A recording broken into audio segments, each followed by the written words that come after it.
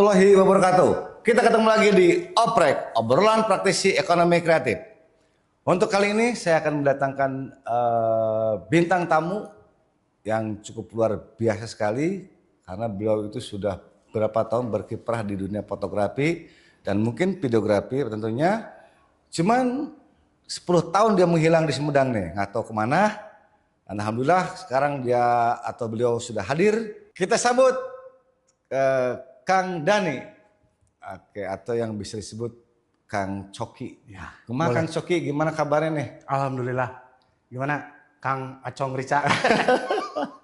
Ini selama hampir 10 tahun nih guys nih, Kang Coki ini menghilang dari Sumedang. Atau kemana ini teh? Saya coba untuk cari kontaknya, nggak ketemu, nggak susah sekali nih hubungi. Melanglang buana. Sekarang ada kembali dalam kita. Boleh diceritakan nih Kang Coki nih, kemana aja nih selama 10 tahun ini nih? Dalam 10 tahun ini ya istilahnya melanglang buana lah, cari pengalaman baru. Ya, cari pengalaman baru, cari hidup baru, cari jati diri lah istilahnya. Ya ke seberang, ke negeri seberang. Cari apa namanya, ilmu juga, yang pasti cari duit. Oke, tadi dulu deh. Tadi bilangnya ke seberang itu kemana nih? Nyebrang kan dari Sumedang nyebrang kemana nih? Ke Jawa. Ya alhamdulillah. Singapura kemana? Agak jauh juga sih, di Walanda lah istilahnya. Oke. Ternyata ini kabur tuh ke Belanda. Ternyata rekan-rekan ya ke negeri kincir angin situ ya kan? Iya, kincir angin. Oke. Ini untuk di Belanda sendiri tuh ngapain sih Kang Cok? Sebetulnya sih kalau awalnya datang ke sana itu emang ada saudara, ada kakak sendiri. Iya. Cuma awalnya ya selain cari pengalaman juga ya istilahnya cari cuan lah gitu kan. Iya. Cari cuan apa yang dikerjain di sana, ikut-ikut kakak, ikut-ikut saudara. Kebetulan ada rekan-rekan di sana juga yang istilahnya yang sponsorin juga. Datang ke sana. Awalnya sih bukan mau jadi fotografer atau videografer atau apalah itu lah ya. Soalnya kan sebelum berangkat juga saya kan udah berkecimpung di dunia dokumentasi itu dari tahun 99. Cuma ya apa namanya, naik turun ombak biasalah gitu kan, banting tulang sana. Berangkatlah ke sana. Tadinya sih nggak mau. Bukan gak mau, memang tujuannya emang ya apalah yang bisa dikerjain di sana. Gitu kan. Nah, tiba-tiba di sana iseng-iseng bikin foto dokumentasi. Misalkan di sana ada komunitas orang Indonesia juga gitu kan. Iseng-iseng fotografi, alhamdulillah ada tiba-tiba ada yang nge-DM, Kang, suka foto-foto. Mungkin saya juga nggak tahu. Mungkin dari segi pengambilan gambar, terus dari segi pewarnaan atau segala macam, mungkin ini orang kayaknya bukan tukang moto biasa, mungkin karena basicnya adalah gitu, sedikit gitu. Di DM lah gitu kan, ada orang sana, masih orang Indonesia juga, cuma dia udah profesional fotografer sana, ngajak ngopi istilahnya, Kang ngopi gitu, ayo. Nggak tahu tuh dia seorang fotografer awalnya, nggak tahu, cuma pas begitu dia ngajak ngopi, saya lihat profilnya, oh ini tukang foto juga sih, foto video profesional, gitu kan. Ayolah, gitu kan, terus ngobrol-ngobrol, Kang, kayaknya Kang bukan tukang moto biasa, gitu, ada basic apa segala macam, walaupun emang ya salah kadarnya lah, gitu. Akhirnya ya singkat cerita ya di-hire lah, ya maksudnya kerjasama bareng sama dia. Gitu ya. Ya udah moto yuk, gini. Udah nggak ada alat, ya udah alat dia punya, gitu kan. Ya udahlah awalnya sih ikut kerja sama dia, foto-foto buat wedding juga, gitu. Oh wedding tuh di sana. Di wedding juga dia berkecimpung di wedding, gitu. Jadi singkat cerita ya ikutlah. Oke. Nah ini kan awalnya itu kan dari DM ya.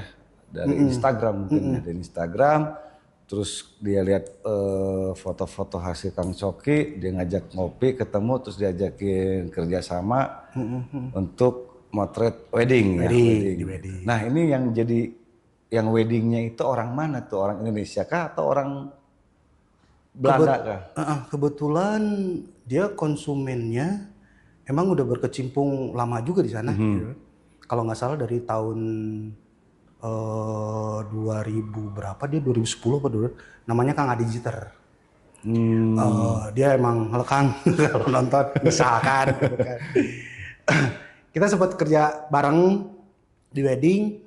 Kebetulan yang saya apa namanya yang maksudnya yang dapat jobnya jadi dia dari sejak awal saya gabung itu sekitar 70% orang sana bule-bule, Orang sana, 30% ada orang Indonesia juga gitu. Ya cari-cari pengalaman emang agak lain juga sih dari segi pengambilan gambar, editing segala macam karena dari segi acaranya juga udah beda sekali gitu. Pastinya gitu. Ya mungkin dulu di Indonesia kan biasa motret yang tradisional wedding gitu ya, ya shower, ya sabang saning lah gitunya. Mungkin di sana mah lebih ke international style mungkin ya Kang Cok ya. Lebih ini cerita sedikit, bukan mau ini ya kita sambil belajar. Ya nggak apa-apa, ini sharing. Ngopi weh laki-laki dagum. Oke, kopi heula. Alhamdulillah tuh kayak kopi ti dieu tah.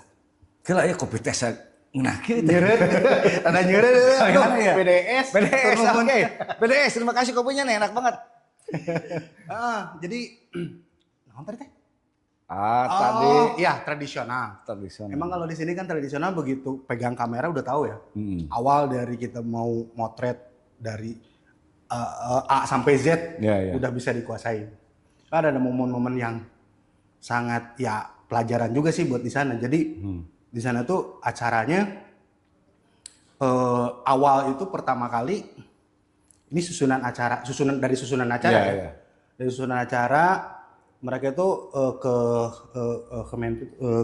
kayak KUA lah kalau di sini. Ke KUA, nikah di KUA, kebanyakan nikahnya di KUA. Catatan sipil seperti itu. Ya, catatan sipil lah gitu. Jadi ada gedung khusus buat ada di sana ada lebeknya. Lebek kita ibu. Lebek di Belanda naon bahasana tuh. Ada penghulunya. Ada penghulu juga. Biasanya ada penghulunya. Biasalah nikah gitu kan secara pemerintahan. Secara administrasi. Nah, itu ada yang dari sana ada yang di tempat ibadah. Cuma kebanyakan kalau tempat ibadah beda acara lagi. Jadi dua kali. Jadi harus ada di catatan sipil dulu. Ya kalau di sini catatan sipil kayak KUA gitu. Habis dari sana baru ada pernikahan agama. Agamanya terserah mau agama mana. Itu di mana tempatnya tuh Kang Cok? Itu biasanya tempat peribadatan. Kalau Islam di masjid, masjid. Kalau misalkan Muslim Islam. Kalau Kristen di gereja. Gitu. Jadi dua kali. Karena di catatan sipil mereka general aja nikahin secara administrasi aja. Gitu. Kalian nikahkan secara administrasi. Jadi kalau di sini kan KUA langsung secara Jadi agama. bukan mereka yang datang ke tempat misalkan kayak Muslim, mereka datang ke tempat akad gitu. Apa kita harus ke kantor? Iya, nanti di kantornya disediain. Nantilah foto-foto di slide mungkin. kayak ruangan khusus, kayak ruangan. Jadi si kantornya itu dia udah ada ruangan khusus buat nikahin. Jadi khusus nikahin, mejanya apa segala macam. Terus penghulunya penghulu kenegaraan, ya penghulu pemerintah gitu istilahnya. Nikah secara negara. Secara general, jadi tidak ada istilah akadnya. Pokoknya kalian nikah, saya nikahkan secara ijab kabul belum ada berarti. Belum ada ijab kabul. Jadi cuma tanda tangan aja. Tanda tangan aja disahkan secara pemerintah. Gitu kan. Nah itu segi dokumentasinya kita juga nggak boleh mengganggu area. Kita tuh harus di belakang. Ada fasilitas apa namanya tempat khusus gitu ya? Batasan khusus kita nggak boleh mengganggu area tertentu. Jadi kita harus di belakang gitu. Terus habis itu ada yang secara agama, kalau Muslim ya kita ke masjid, kalau agama yang lain Kristen mungkin ke gereja, atau ada yang enggak juga, ada juga yang enggak. Jadi mereka sebelumnya sudah nikah secara agama, ada juga. Itu kan kalau di sana agama secara personal urusannya beda lagi dengan pemerintah. Terus dari segi dokumentasi, apalagi di tempat beribadah, kita nggak boleh terlihat. Kalau bisa kita tuh kayak di sana tuh kayak jangan terlihat sama tamu sebagai fotografer tuh. Jangan sampai terlihat sama tamu. Sebisa mungkin jangan mengganggu area pernikahan atau misalkan altar, misalkan di terus kalau misalkan di masjid ada meja itu, kita harus sebisa mungkin bersembunyi lah, jangan sampai mengganggu acara itu. Nah itu gimana caranya? Itu tantangan juga karena kalau di kita kan istilahnya bentar Pak, kalau misalkan kurang ini kita bisa ngatur kan. Bentar Pak, bentar saya dokumentasi dulu. Itu kalau sana nggak bisa. Jadi kita harus benar-benar minimal satu fotografer itu minimal 2 kamera, beberapa lensa. Jadi kita harus siap tempur kayak tele sama wide gitu. Nah dari sana barulah ada makan siang kayak keluarga inti. Nah itu makan siang juga kita nggak boleh ngeganggu. Tapi moto boleh? Moto boleh, iya justru moto boleh, tapi jangan mengganggu acaranya. Jadi kita harus benar-benar kayak nggak ada lah. Iya, pakai polis lain gitu ya. Nggak boleh nggak boleh mengganggu kegiatan. Habis dari sana barulah party sorenya. Kalau party mungkin bebas. Party itu bebas karena dia dancing, ada first dance kayak gitulah. Dansa pertama berdua gitu. Kita boleh ke area tapi ya sebisa mungkin tidak mengganggu. Tapi kalau misalkan ada dari negara lain, karena kan di Belanda ada multikultur juga, multinegara. Kita juga nggak semua orang Belanda, ada yang orang India, Turki. Mereka juga punya adat sendiri. Nah kalau misalkan yang berbau Asia, itu hampir mirip. Jadi ada foto keluarga, foto bareng berjejer gitu, ada pelaminan. Betul. Kalau Turki, India kayak itu nggak ada. Itu ada maksudnya masih ada berbau-bau foto keluarga gitu. Ya perbedaannya itu aja sih kalau misalkan di luar itu pengalaman ya menurut pengalaman. Kita emang bener kayak sembunyi aja gitu. Jadi nggak boleh terlihat. Kalau di sini kan akad aja mesti diulang, bentar Pak, belum istilahnya maksudnya buat dokumentasi gitu kan. Kalau di sana kita nggak boleh mengganggu kehikmatan mereka, tapi harus dapat dokumentasinya. Jadi lebih banyak candid, gitu. Terus ekspresi kayak lagi pas pesta. Cuma itu kultur shocknya di sana, kita nggak bisa mendirect mereka. Kalau sini kan itu pas dari awal catatan sipil sampai ke akad atau pemberkatan seperti itu ya. Tapi kalau untuk di apa namanya di partinya boleh. Partinya boleh. Ada satu yang kelewat. Jadi sebelum makan siang, kayak udah di catatan sipil atau misalnya di tempat beribadah di agama masing-masing itu biasanya ada foto sesi. Kalau kita mah foto prawed ya. Jadi sebelum nikah. Foto-foto mereka mah sesudah nikah, sudah akad, ada sesi foto kapelan gitu di mana di taman, di area pelataran gedung di mana gitu. Nah itu kita bisa ngedirect, bisa ngedirect posisi-posisinya gimana. Itu memang itu udah di luar yang seremonial tadi ya? Di luar seremonial, itu aja sih. Oke, jadi mungkin kalau di sana itu pernikahan itu memang benar-benar sakral kali ya, nggak boleh ada yang ganggu, nggak boleh ada ini gitu, termasuk tukang foto gue nggak boleh. Terus itu kayak titit. Nggak boleh. Ngeganggu nggak boleh. Iya, harus di silent. Harus di silent gitu kan. Ya sekarang sih kebantu sama kamera mirrorless bisa di silent kan kalau betul.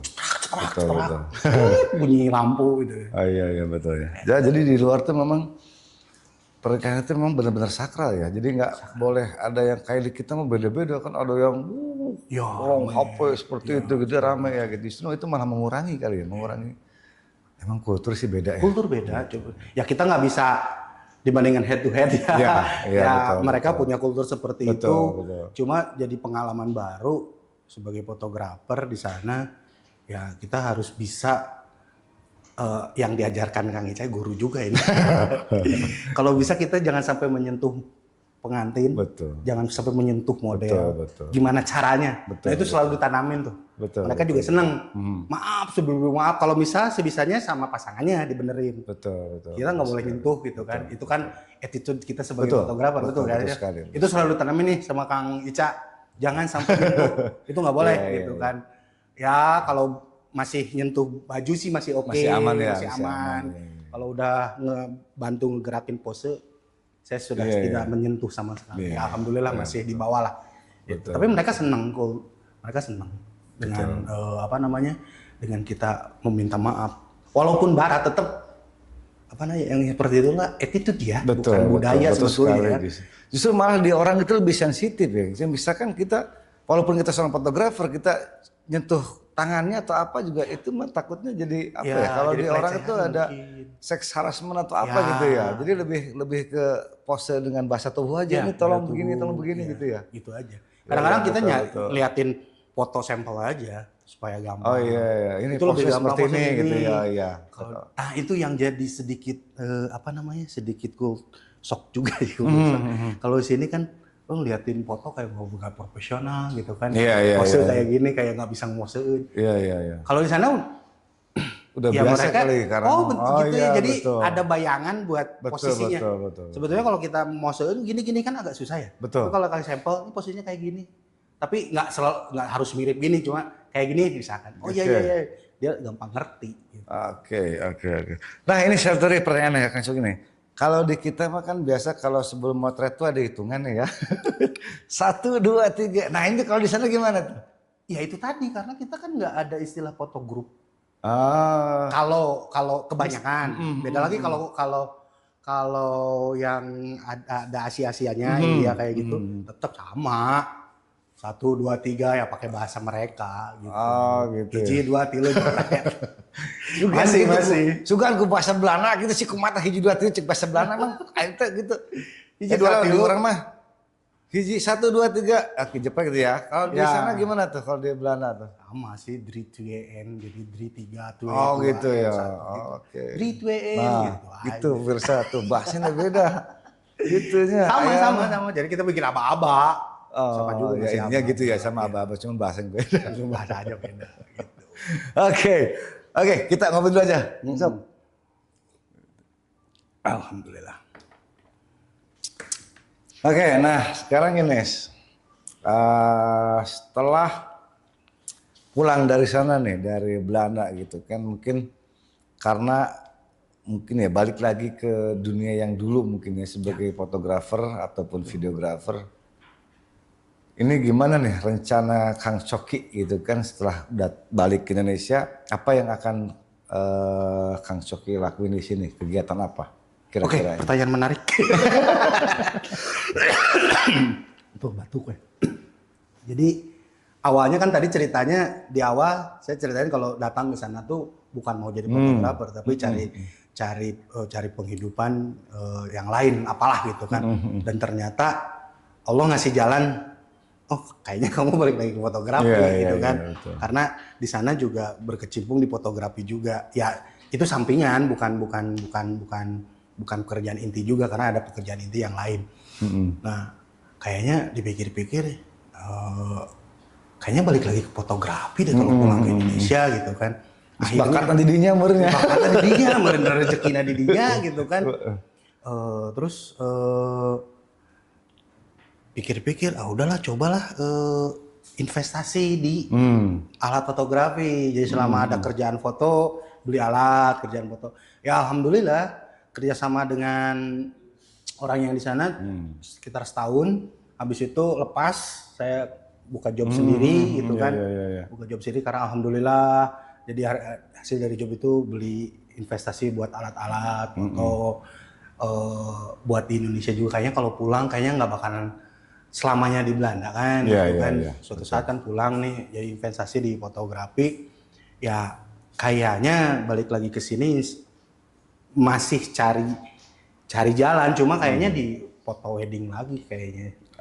Cuma mungkin ada beberapa banyak perubahan ya dari segi apa ya, bukan dari segi, mungkin dulu kan saya awalnya otodidak, di sana kan ada, alhamdulillah kan ikut sekolah juga di sana. Fotografi dalemin gitu kan. Jadi kayaknya balik lagi ke Indonesia harus belajar lagi karena kultur itu yang yang agak beda. Ibaratnya kalau di sana kita cukup touching, coloring, touch up sama skin touch, retouch gitu kan cukup di coloring. Kalau di sini kan Photoshop kita harus ya itulah ngedempul sana sini gitu kan. Itu yang harus dipelajari. Itu aja sih, mungkin ya balik lagi ke Oke, Kang Sok, ini untuk perkembangan fotografi nih gitu kan, makin kesini tuh makin satu mungkin teknologi makin canggih ya. Terus apalagi sekarang ada AI itu. Ini menurut Kang Coki sendiri ada kekhawatiran nggak seorang fotografer ketika AI itu sekarang lagi marak ya, mungkin lagi hits-hitsnya lah orang pakai AI gitu kan, mau itu foto ataupun videonya, gimana tanggapan Kang Sok ini? AI. Iya sih, untuk AI. Sebetulnya kita juga dengan AI kan sudah terbiasa ya di settingan kamera ya. Ada AI fokus, ada AI. Oh iya, iya, iya. Betul, Jadi betul, artificial intelligence kita udah terbiasa dengan AI. Cuma kan AI sekarang kan lebih ke visual video. Emang betul. sih ada beberapa orang, ini menurut keyakinan pribadi ya, penilaian pribadi, nggak tahu yang nilai yang lain. Justru harus dimanfaatin sih AI itu, jangan dijadiin, harus jadi tantangan lah. Ya, ya, ya. Harus jadi tantangan karena kan kita sebagai fotografer. Betul. Kalau AI tanpa ada ilmu fotografer kan tetap mereka bukan AI, bukan apa-apa. Iya, iya. Jadi promptnya kita harus bisa dijadiin senjata buat kita gitu. Itulah mereka senjata, tapi kita yang pegangnya kan ya. Iya, iya, iya. Jadi kita gimana caranya memegang senjata itu biar tidak membunuh kita sendiri gitu kan. Gimana mengarahkan untuk lebih bermanfaat. Jadi kita dijadikan sebagai alat aja mereka gitu kan.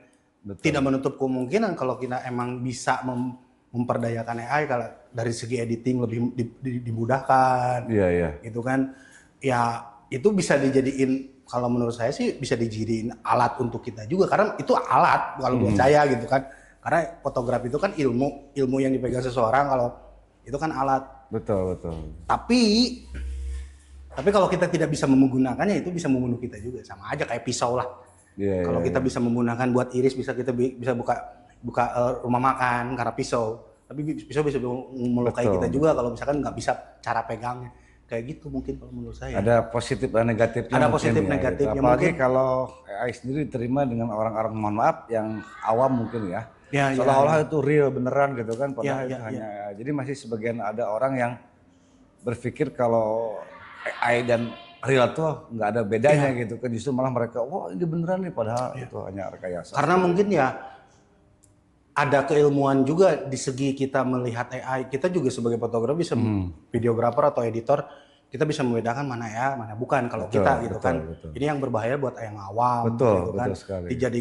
Dijadikan sesuatu yang negatif, itu yang bahaya. Tapi untuk dunia fotografi, videografi, sebisa mungkin gimana caranya? Justru kita harus memanfaatkan memanfaatkan itu sebagai senjata kita atau sebagai alat kita. Kayak kemarin kan kita terbentur, handphone udah mulai canggih nih. Itu kan alat sebetulnya kalau menurut saya kan, itu kan alat. Ya kalau misalkan sekarang kita fotografi pakai handphone, kenapa enggak gitu ya? Kalau emang dunianya emang generasinya harus pakai handphone, itu pun cuma alat. Kita tetap sebagai pemegang alatnya itu, gimana kita memanfaatkan fasilitas itu gitu kan. Itu sebagai alat aja. Cuma mungkin bedanya biasanya di ulang tahun nge-hire atau bayar tukang fotografi, sekarang bisa moto sendiri. Itu aja sih. Cuma kan yang namanya rezeki kan udah diatur ya. Kalau emang belum rezekinya, ya kalau dulu ada nggak ada handphone, rezeki kita udah ditakar segini, terus sekarang ada handphone, ya rezekinya udah ditakar segitu ya, itu ya di atas balik lagi. Kalau menurut saya gitu aja sih. Termasuk AI gitu kan. Ya kalau emang rezekinya udah ditakar ya seperti itu. Kalau menurut saya. Oke. Nah ini untuk pertanyaan selanjutnya Kang Sok nih gitu kan. Untuk ya tadi kan untuk masalah teknologi ataupun AI gitu kan. Nah sekarang itu kan untuk para pelaku fotografi itu memang udah banyak banget gitu ya. Iya, banyak. Banyak banget gitu kan. Jadi sisi lain, kalau mungkin dari segi teknis mereka udah bisa lah, udah menguasai gitu kan. Nah ini kira-kira yang benar-benar harus dipahami untuk rekan-rekan fotografer yang sekarang itu dari segi apanya nih Kang Sok? Kira-kira ini. Persaingan lebih banyak. Betul. Orang lebih foto lebih jago, banyak yang jago. Betul. Gear orang mampu beli gitu kan. Betul. Tapi yang tidak bisa, yang susah untuk menjadikan fotografer sejati ada attitude. Oke. Gitu. Ya, Jadi kita ya, harus ya. bisa menjaga attitude kita sebagai Betul, fotografi, betul. menjaga nama baik fotografer. Betul. Jadi jangan sampai nilai seorang fotografer itu rusak karena orang-orang segelintir orang yang iseng-iseng. Karena kan di dunia di luar sana banyak fotografer yang mohon maaf gitu kan, karbitan itu ya. Ya, matang secara instan gitu kan. Betul. Tapi mereka belum memegang ya itu tadi Itunya ya, attitude gitu kan, cara kita bagaimana cara kita untuk berkomunikasi dengan klien, Betul. cara kita bernegosiasi dengan klien, itu yang mungkin yang harus lebih ditanamkan buat generasi-generasi sekarang. Nggak apa-apa kalau memang rezekinya mereka ya, alhamdulillah rezeki mereka gitu kan, sebagai fotografer baru mau karbitan mau apa segala macam, udah rezekinya. Cuma pesan ke teman-teman, mohonlah kita kan sebagai fotografer harus marwah seorang fotografernya harus dijaga gitu kan. Kita jangan sampai ada beberapa berita yang negatif sebagai fotografer, mohon maaf itu kan pelecehan apa segala macam gitu kan, dari segi cara menyentuh apa segala macam. Karena kan mereka taunya instan di internet mungkin ya, cara cuma tahu cara foto, tapi belum bisa cara untuk berkomunikasi, mungkin agak sedikit ya, bukan menggurui ya, kita juga sama-sama belajar, cuma saling mengingatkan aja sih buat teman-teman gitu kan. Karena kenapa? Ya biar sebagai fotografer itu tetap punya marwah yang kuat, fotografi karena nggak gampang sebagai fotografer tuh nggak gampang. Orang bilang cuma pegang kamera, ya udah, mohon maaf, seorang selewat suruh moto bayar, mau nggak? Oke, cuma moto aja, cuma pegang kamera, itu juga bisa. Oke, gini aja Bu, kalau misalkan kasarnya gitu kan, ya udah nih kameranya saya kasih sama si yang lewat gitu kan ya, suruh moto, silakan hasilnya seperti apa gitu kan. Nah itu ilmu-ilmu yang gitu tuh harus sedikit ada memberikan edukasi ke klien, tidak semudah itu gitu kan. Untuk proses foto itu kita belajar, mau instan mau enggak tetap ada pembelajarannya gitu. Enggak instan lah istilahnya gitu Kang. Betul enggak Kang? Betul. Nah gitu mungkin ya buat rekan-rekan fotografer yang mungkin baru. Jadi selain teknik ataupun pengetahuan tentang fotografi, sangat penting juga mungkin ya attitude kita sebagai seorang fotografer gitu kan, bisa dibilang lebih ke jaga sikap ataupun lebih menjaga marwah kita sebagai fotografer gitu. Seperti itu aja mungkin ya Kang Sok. Oke. Bukannya kita nggak mau berlama-lama nih Kang Sok nih, sebetulnya masih banyak lebar. Nanti wah kalau cerita kita bikin sesi kedua lah mungkin ya. Insya Allah. Udah soalnya mah cukup ya waktunya gitu. Siap. Aduh, makanya atur nuhun pisan ya Kang Sok udah sami-sami datang gitu kan jauh-jauh dari Belanda. Nah jauh dari Belanda kira di mana? Di mana? Ayeuna teh kalaresan jadi Sunda. Oh, kena mana tuh campurannya. Jantan wih itu teh ya pulang dari sana kan, alhamdulillah berumah tangga, dapat jodoh juga. Sekarang tinggal di Bandung. Cuma ke Sumedang ya seminggu sekali, seminggu 2 kali. Nggak hambatan, deket juga sih, cuma kan ada tol sekarang cuma setengah jam juga udah nyampe. Jadi ya masih bolak-balik Sumedang Bandung sih. Kalau ada job di Sumedang enggak. Ngomong cara nama. Nah ini buat pemirsa yang nonton ini, kalau misalkan memang sekian aja lah, ada sponsor juga nih dari Motret nih, kalau misalkan mau pesan foto dan video nih bisa langsung hubungi nih ya kan, nanti lah ke DM aja nih dari Motret ya kan. Insya Allah hasilnya tuh fotografer di Belanda kan deh. Oke, mungkin itu aja pertemuan kita kali ini. Sampai ketemu lagi di acara selanjutnya. Jangan lupa subscribe, like and share, dan juga komen-komen apa itu bebas tentang kegiatan kita kali ini. Ya kan begitu aja. Assalamualaikum warahmatullahi wabarakatuh.